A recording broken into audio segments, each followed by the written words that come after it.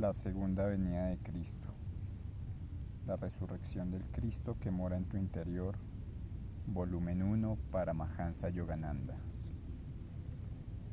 Discurso 15. Por amor al mundo, Dios entregó a su Hijo unigénito. Porque tanto amó Dios al mundo que entregó a su Hijo unigénito, para que todo el que crea en Él no perezca, sino que tenga vida eterna. Porque Dios no ha enviado a su Hijo al mundo para condenar al mundo, sino para que el mundo se salve por Él. El que cree en Él no es condenado, pero el que no cree ya está condenado, porque no ha creído en el nombre del Hijo unigénito de Dios. Y la condenación consiste en que la luz vino al mundo, pero los hombres amaron más las tinieblas que la luz, porque sus obras eran malas. Pues todo el que obra el mal odia la luz y no se acerca a ella, para que nadie censure sus obras. Pero el que obra la verdad se acerca a la luz para que quede de manifiesto que actúa como Dios quiere. Juan 3, 16, 21.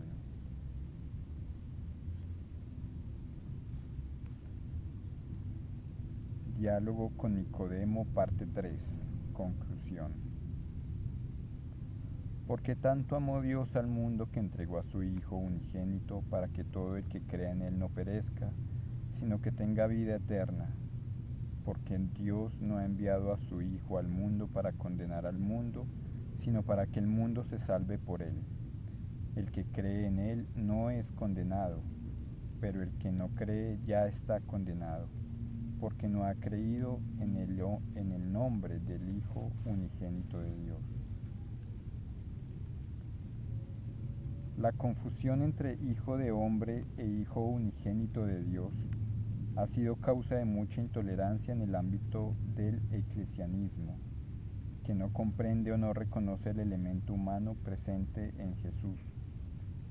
El hecho de que era un hombre nacido con un cuerpo mortal que había desarrollado su conciencia hasta volverse uno con Dios mismo.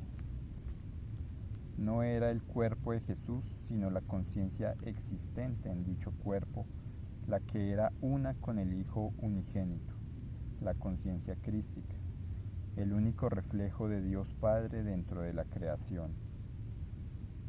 Al instar a la gente a creer en el Hijo unigénito, Jesús se refería a esta conciencia crística, que se hallaba totalmente manifestada en él, así como en los maestros de todas las épocas que han alcanzado la realización divina, y que se encuentra latente dentro de cada alma.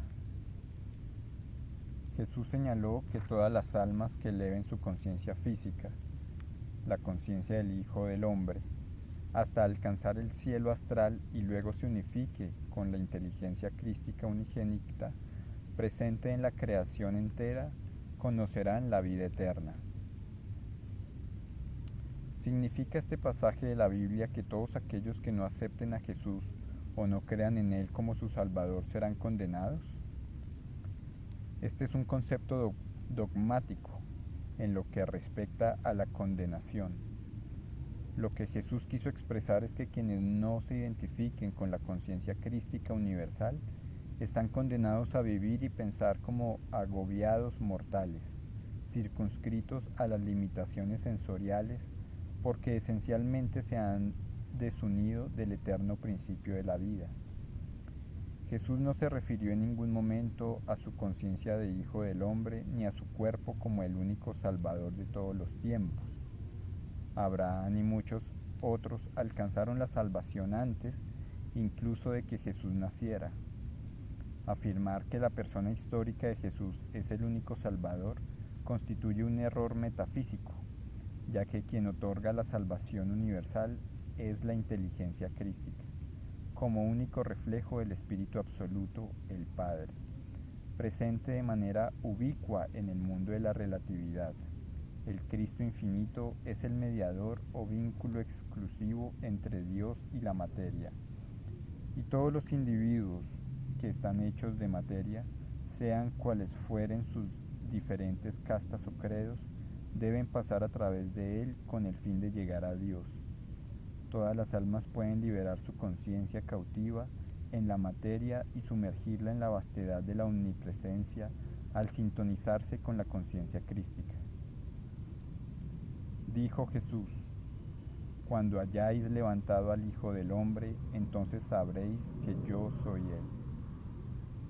Jesús sabía que su cuerpo físico permanecería en el plano terrenal solo por poco tiempo, y por eso les aclaró a aquellos para quienes Él era el Salvador, que cuando su cuerpo, el Hijo del Hombre, hubiera dejado esta tierra, la gente todavía podría hallar a Dios y la salvación al creer en el omnipresente Hijo unigénito de Dios y conocerle.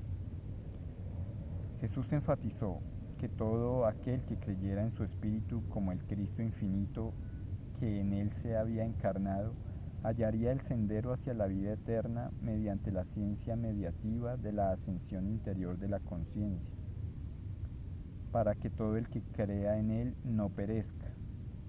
Las formas de la naturaleza son cambiantes, pero la inteligencia infinita inmanente a ella jamás resulta modificada por las mutaciones de la ilusión. El niño que caprichosamente se apega a un muñeco de nieve llorará cuando el sol se eleve en el cielo y derrita esa figura. Del mismo modo, los hijos de Dios sufren si se apegan al cambiante cuerpo humano que atraviesa las etapas de la niñez, la juventud, la vejez y la muerte. Mas quienes enfocan dentro de sí la fuerza vital y la conciencia y se concentran en la chispa interior de inmortalidad del alma, perciben el cielo incluso cuando aún se hallan en la tierra, y puesto que han comprendido la esencia trascendente de la vida, están libres del dolor y del sufrimiento, inherentes a los incesantes ciclos de vida y muerte. El propósito de las majestuosas palabras de Jesús en este pasaje era dar a conocer una alentadora promesa divina de redención para toda la humanidad. Siglos de interpretaciones equivocadas han instigado, en cambio, guerras de odio intolerante, crueles inquisiciones y juicios condenatorios causantes de divisiones. Porque Dios no ha enviado a su Hijo al mundo para condenar al mundo, sino para que el mundo se salve por él. En este versículo, mundo significa la creación de Dios en su conjunto, al reflejar su inteligencia en la creación, lo cual hizo posible un cosmos estructurado. El propósito del Señor no fue diseñar una prisión de finitud en la que las almas quedaran confinadas, lo quisieran o no, como participantes en la danza macabra del sufrimiento y la destrucción, sino volverse accesible como una fuerza impulsora que instase al mundo a pasar de la manifestación material oscurecida por la ignorancia a la manifestación espiritual iluminada. Es verdad que la vibratoria manifestación creativa de la inteligencia universal ha dado origen a la miriada de atracciones que se exhiben en la sala de espectáculos cósmica, las cuales mantienen al ser humano constantemente alejado del espíritu e inmerso en la vida material, dándole la espalda al amor universal ante los fatuos encantos de la vida humana. No obstante, la percepción del absoluto que está más allá de la creación se encuentra íntimamente cercana, merced a la intermediación de su inteligencia reflejada en todo lo creado. A través de ese contacto, el devoto comprende que Dios ha enviado a la inteligencia crística, su Hijo unigénito, no para crear una cámara de torturas, sino una colosal película cinematográfica cósmica cuyas escenas y actores proporcionarán entretenimiento durante algún tiempo y finalmente regresarán a la bienaventuranza del espíritu. A la luz de este entendimiento, y sean cuales sean las circunstancias que atravesemos en este mundo relativo, sentimos nuestra conexión con el Espíritu Universal y percibimos que la vasta inteligencia del Ser Absoluto opera en todas las relatividades de la naturaleza. Todo aquel que crea en esta inteligencia, el Cristo, y se concentre en ella en vez de enfocarse en sus productos, la creación externa, encontrará la redención. Pensar que el Señor condena a los no creyentes como pecadores es una incongruencia, dado que quien mora en todos los seres es el Señor mismo. La condenación sería algo totalmente contraproducente. Dios jamás castiga al hombre por no creer en Él. Es el hombre quien se castiga a sí mismo. Si uno no cree en la dínamo y corta los cables que conectan su casa a esa fuente de energía, se privará de las ventajas que le brinda la electricidad. De modo similar, ignorar la inteligencia que se halla omnipresente en la creación entera es negar a la conciencia su vínculo con la fuente de la sabiduría y el amor divino que pone en movimiento el proceso de ascensión en el espíritu. El reconocimiento de la inmanencia de Dios puede comenzar de un modo tan simple como es la expansión de nuestro amor, a fin de acabar un círculo cada vez más amplio. El ser humano se condena a las limitaciones cada vez que piensa únicamente en su propio y pequeño ser, en su propia familia, en su propio país. El proceso de expansión es parte inherente de la evolución de la naturaleza y del hombre en su camino de regreso hacia Dios. La exclusividad de la conciencia familiar, nosotros cuatro y nadie más, es incorrecta. Hacer caso omiso de esta familia más extensa que es la humanidad implica ignorar también al Cristo infinito. Aquel que se desvincula de la felicidad y el bienestar de los demás se ha condenado ya a sí mismo a quedar aislado del espíritu que impregna todas las almas, puesto que quien no se expande en el amor y servicio a Dios, que se rinde a través del amor y servicio al prójimo, desprecia el poder redentor de la conexión con la universalidad de Cristo. Todos los seres humanos están dotados del poder de hacer el bien. Si no utilizan esta cualidad, su nivel de evolución espiritual es apenas superior al egoísmo instintivo de los animales. El amor puro de los corazones humanos irradia el amor universal de Cristo. Mediante la expansión continua del círculo del amor individual, la conciencia humana se sintoniza con el Hijo unigénito. Amar a los miembros de nuestra familia es el primer paso en el proceso de expandir el amor por uno mismo hasta que incluya a quienes nos rodean. Amar a todos los seres humanos sin importar su raza o nacionalidad es conocer el amor de Cristo. Solo Dios en la forma de Cristo omnipresente es el responsable de todas las expresiones de la vida. Es el Señor quien pinta los gloriosos paisajes siempre cambiantes del cielo y de las nubes. Es Él quien crea en las flores altares impregnados con la fragancia de su amor, en todas las cosas y en todos los seres, los amigos y enemigos, las montañas, los bosques y océanos, el aire y el dosel galáctico giratorio que todo lo abarca. El devoto crístico contempla las armoniosas combinaciones de la luz de Dios. Descubre que las miriadas de expresiones de esa única luz, muchas veces de apariencia caótica cuando se manifiesta en los conflictos y las contradicciones, han sido creadas por la inteligencia de Dios, no para engañar a los seres humanos ni causarles infortunio, sino con el propósito de alentarlos a buscar el infinito del cual han surgido. Aquel que no mira las partes sino el conjunto puede discernir cuál es el objetivo de la creación, avanzar inexorablemente sin excepciones hacia la salvación universal. Todos los ríos fluyen hacia el océano y los ríos de nuestras vidas fluyen hacia Dios. Las olas de la superficie del mar cambian constantemente cuando juegan con el viento y la marea, pero su esencia oceánica permanece inalterable. Quien se concentra tan solo en una ola de vida está condenado a sufrir, pues dicha ola es inestable y no ha de perdurar. A eso se refería Jesús por condenación. Al separarse de Dios, el ser humano apegado al cuerpo se condena a sí mismo para obtener la salvación. debe volver a percibir su inseparable unidad con la inmanencia divina. Al despertar, al comer, al trabajar, al dormir, al soñar, al servir, al meditar, al cantar, al amar divinamente, por siempre mi alma exhala un solo son, silente. Dios, Dios, Dios. De este modo permanecemos en todo momento conscientes de nuestra conexión con la inmutable inteligencia divina, la bondad absoluta que subyace en los provocativos enigmas de la creación. El que cree en él no es condenado, pero el que no cree ya está condenado. Este pasaje deja también claro el papel de la creencia en el hecho de que el hombre sea condenado o no.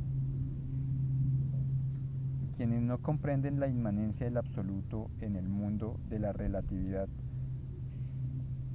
tienden a volverse escépticos o dogmáticos, porque en ambos casos la religión es un asunto de creencias ciegas, incapaz de conciliar la idea de un Dios bondadoso con las aparentes males de la creación. El escéptico rechaza las creencias religiosas con la misma obstinación con que el dogmático se aferra a ellas. Las verdades que Jesús enseñó iban mucho más allá de la creencia ciega, la cual crece o mengua bajo la influencia de las opiniones paradójicas del sacerdote y del cínico. La creencia es una primera etapa del progreso espiritual necesaria para dar acogida al concepto de Dios. Sin embargo, este concepto debe transformarse en convicción, en experiencia. La creencia es precursora de la convicción. Es preciso creer en la posibilidad de algo para investigarlo imparcialmente. Pero si nos damos por satisfechos tan solo con las creencias, éstas se convierten en dogma, estrechez mental, lo cual obstaculiza la búsqueda de la verdad y el progreso espiritual. Hay que cultivar en la tierra de la creencia los frutos de la experiencia directa de Dios y del contacto con Él. Es este conocimiento incontrovertible y no la mera creencia lo que brinda la salvación. Si alguien me dijese, creo en Dios, yo le preguntaría, ¿por qué crees en Él? ¿Cómo sabes que hay un Dios? Si su respuesta estuviese basada en suposiciones o en la opinión de otras personas, le diría que no cree realmente. Para defender una convicción es necesario tener pruebas que la avalen. De lo contrario, se tratará simplemente de un dogma y será presa fácil del escepticismo. Si yo señalara un piano y afirmase que se trata de un elefante, la razón de una persona inteligente se revelaría ante lo absurdo de dicha aseveración. Del mismo modo, si se propagan dos dogmas acerca de Dios carentes de la validación que aporta la experiencia o la realización, tarde o temprano, cuando se los someta a prueba mediante una experiencia contraria, el raciocinio formulará conjeturas acerca de la veracidad de tales ideas. A medida que los ardientes rayos del sol de la investigación analítica se vuelven cada vez más abrasadores, las frágiles creencias sin fundamento se debilitarán y marchitarán, dejando en su lugar un páramo de dudas, agnosticismo o ateísmo. La meditación científica que trasciende la mera filosofía sintoniza la conciencia con la poderosa verdad suprema. El devoto avanza a cada paso hacia la auténtica percepción de la verdad y evita el errático vagar. Una vida espiritual genuina e inmune a las dudas se construye a través de la perseverancia en los esfuerzos por verificar las creencias y someterlas a la prueba de la experiencia, merced a la realización intuitiva que se logra con los métodos yógicos. La creencia es una fuerza poderosa si conduce al deseo y determinación de experimentar a Cristo. Eso fue lo que Jesús quería expresar cuando instó a la gente a creer en el nombre del Hijo unigénito de Dios, es decir, a retirar de los sentidos y la materia. Por medio de la meditación, la conciencia y la energía vital, con el propósito de percibir intuitivamente el Om, la palabra o energía cósmica vibratoria que todo lo penetra y que es el nombre o manifestación activa de la inmanente conciencia crística.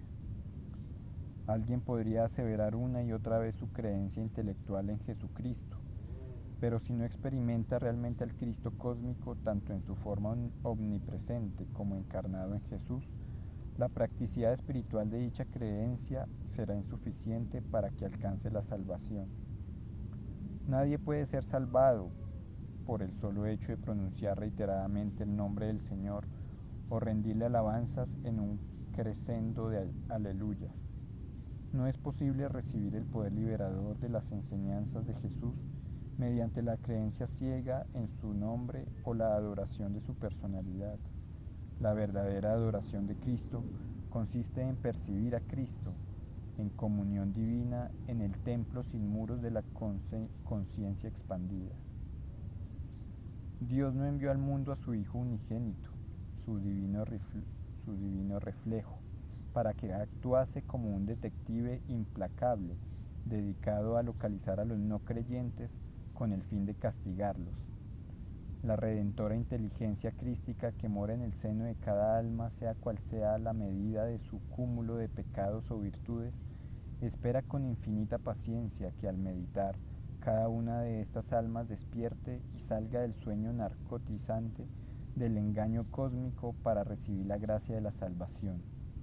Quien crea en esta inteligencia crística y cultive, por vía de las acciones espirituales, el deseo de buscar la salvación a través de la ascensión en esta conciencia reflejada de Dios, no necesitará ya deambular a ciegas por el engañoso sendero del error. Con pasos mesurados, avanzará sin duda hacia la redentora gracia infinita.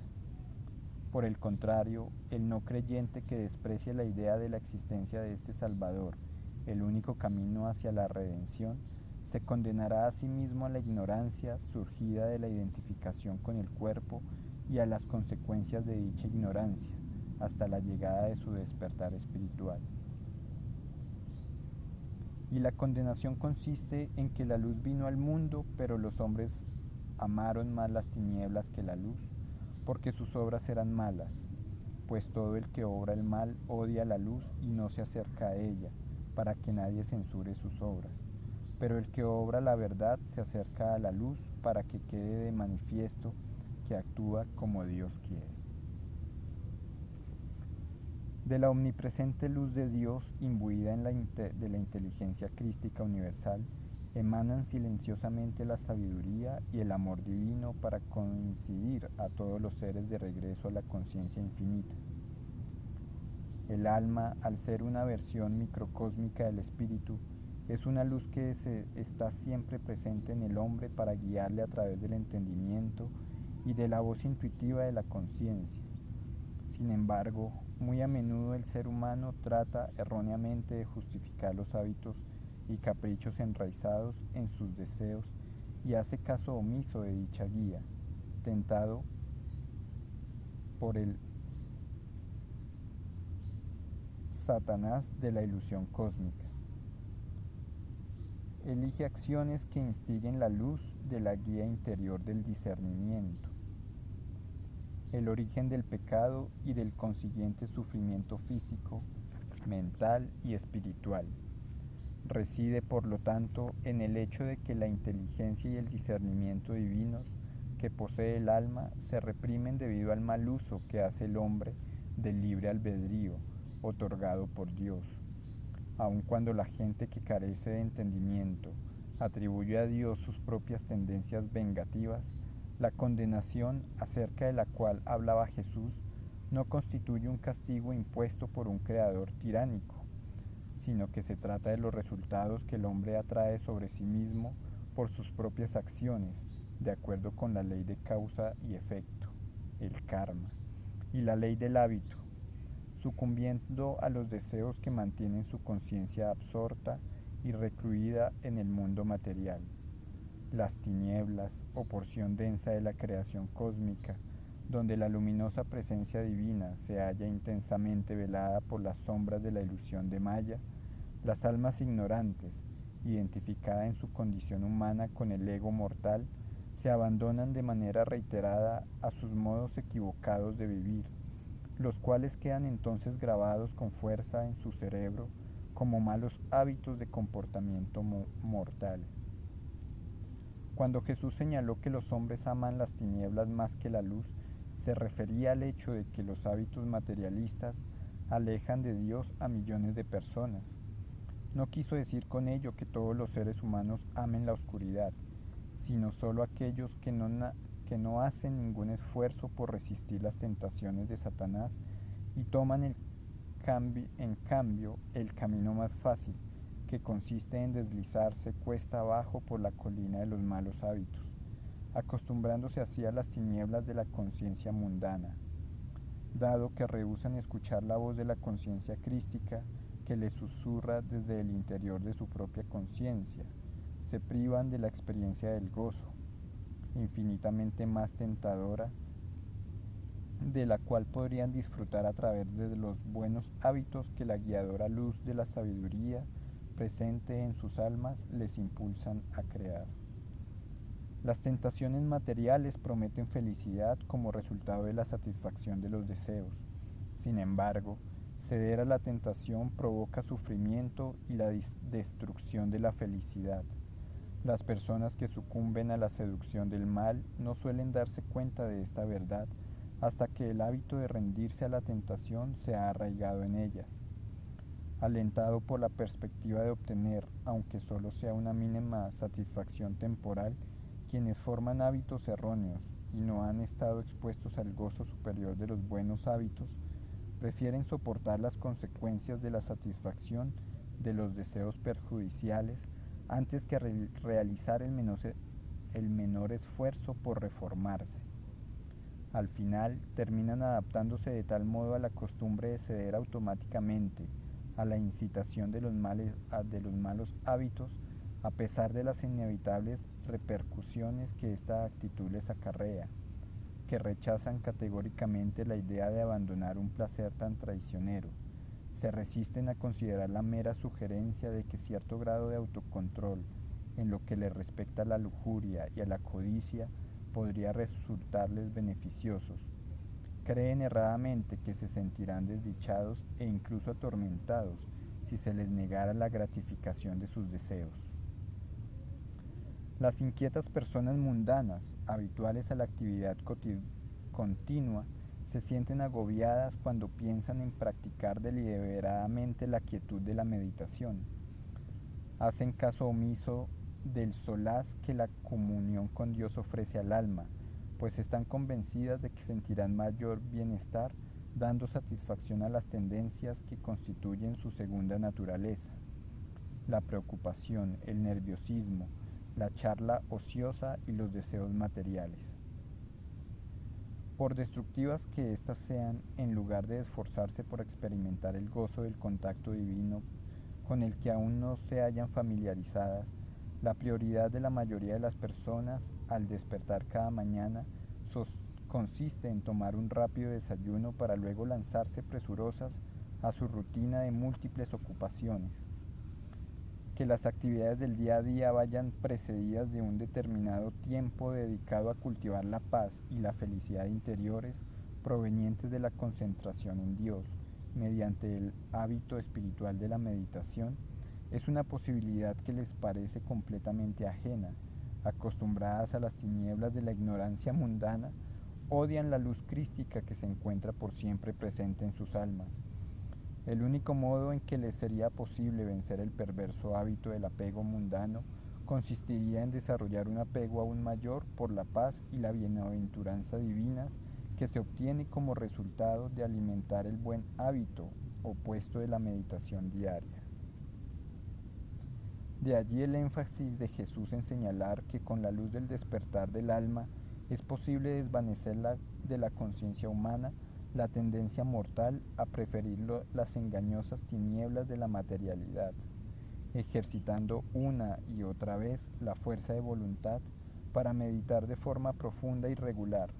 Se puede obtener el contacto con la supremamente satisfactoria bienaventuranza de Dios y traer de nuevo a la conciencia ese gozo en todo momento y lugar. Al comparar a los hombres de las tinieblas con los hombres de la luz, Jesús cita el error psicológico universal que cometen los esclavos de los hábitos: evitar todos los pensamientos relativos a la mayor plenitud de la mente y del cuerpo que les guarda como resultado de la práctica de los buenos hábitos, porque temen que al abandonar los imaginados placeres relacionados con el cuerpo, sufrirán la angustia de la privación, al igual que la lechuza, que ama las horas nocturnas y se oculta durante el día. Del mismo modo, las personas gobernadas por hábitos oscuros rehúyen la luz del mejoramiento personal. Aquellos que por medio de la meditación han establecido el hábito de la serenidad se ven atraídos naturalmente hacia la compañía de almas santas y de mente elevada, en tanto que las personas en las que predominan la inquietud generada por la materialidad prefieren relacionarse con gente de naturaleza mundana. Quienes abrigan malos hábitos buscan las malas compañías y evitan a aquellos que son virtuosos.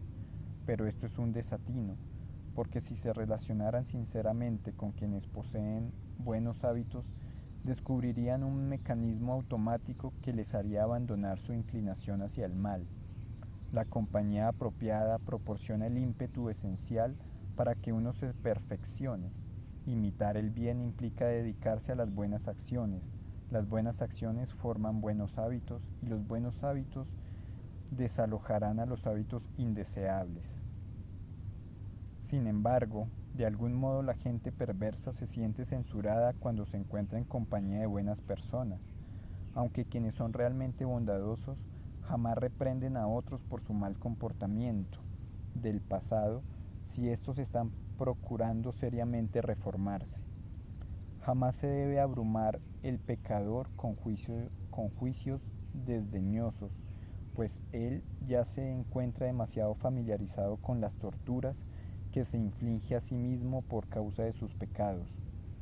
No debería castigársele aún más con la condenación o el odio.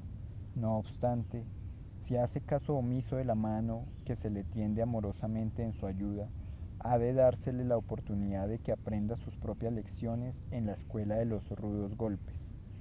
A su debido tiempo estará preparado y dispuesto para beneficiarse de los consejos constructivos que se le ofrecen. Siempre que una persona se halle envenenada con actitudes y pensamientos negativos, su oscura mentalidad profesará odio hacia la luz de la verdad. Sin embargo, el aspecto positivo de los malos hábitos es que muy pocas veces cumplen sus promesas. Con el tiempo queda al descubierto que no son otra cosa que unos mentirosos empedernidos. Por ese motivo, las almas no pueden permanecer engañadas ni esclavizadas eternamente. Aun cuando quienes tienen malos hábitos retroceden al principio ante la idea de vivir mejor, una vez que se han saciado de su mal comportamiento, después de haber sufrido las consecuencias por tiempo suficiente, se vuelven en busca de consuelo hacia la luz de la sabiduría divina, a pesar de que todavía persistan algunos malos hábitos arraigados que deban erradicarse. Si continuamente practican formas de vivir que se encuentran en armonía con la verdad, en esa luz llegarán a experimentar la paz interior y el gozo que son el resultado del autocontrol y de los buenos hábitos. Pero el que obra la verdad se acerca a la luz para que quede de manifiesto que actúa como Dios quiere. El término verdad es un concepto muy escurridizo. Jesús mismo rehusó definirlo cuando fue interrogado por Pilato. No siempre es posible aplicar criterios absolutos en nuestro mundo relativo. Para adherirse a la verdad en la vida cotidiana, el hombre debe guiarse por la sabiduría intuitiva. Solo ella dilucida infaliblemente lo que es correcto y virtuoso en cada circunstancia. La voz de la conciencia es la voz de Dios. Todos poseen dicha voz, pero no todos la escuchan. Quienes han entrenado su sensibilidad pueden detectar lo que es incorrecto porque genera dentro de ellos una perturbadora desazón. y reconocen la virtud por la vibración de armonía que se crea en su interior. La luz de Dios se encuentra allí en todo momento y los guía mediante el discernimiento y el sentimiento de paz. Si uno permite que la emoción perturbe el sentimiento o que la racionalización de un mal comportamiento afecte al discernimiento, recibirá la ayuda de esa voz interior. Seguir la luz de la guiadora sabiduría interior constituye el camino hacia la verdadera felicidad, el modo de pertenecer a Dios por siempre, la manera de desligarse de la influencia coercitiva de los malos hábitos que usurpan el poder de decisión del ser humano. Muchas personas dominadas por los malos hábitos se convierten en antigüedades psicológicas. Jamás cambian, año tras año cometen los mismos errores y sus manías empeoran. Sin embargo, el buscador espiritual que procura cada día modificar aquellas características de su naturaleza que no le resultan beneficiosas, trascienden poco a poco su viejo comportamiento materialista anclado en los hábitos. Sus acciones y su vida misma se crean nuevamente como Dios quiere. En verdad nace de nuevo. Al adherirse al buen hábito de practicar a diario la meditación científica, contempla la luz de la sabiduría de Cristo, la divina energía del Espíritu Santo, que hace desaparecer con efectividad los surcos eléctricos del cerebro formados por los malos hábitos de pensamiento y acción, y se bautiza en esa luz. Se abre así el ojo espiritual de su percepción intuitiva, la cual confiere no solo una guía certera en el sendero de la vida, sino también la visión del reino celestial de Dios y la entrada a dicho reino, y finalmente la unidad con la divina conciencia omnipresente. Fin del discurso 15. Gracias por escuchar.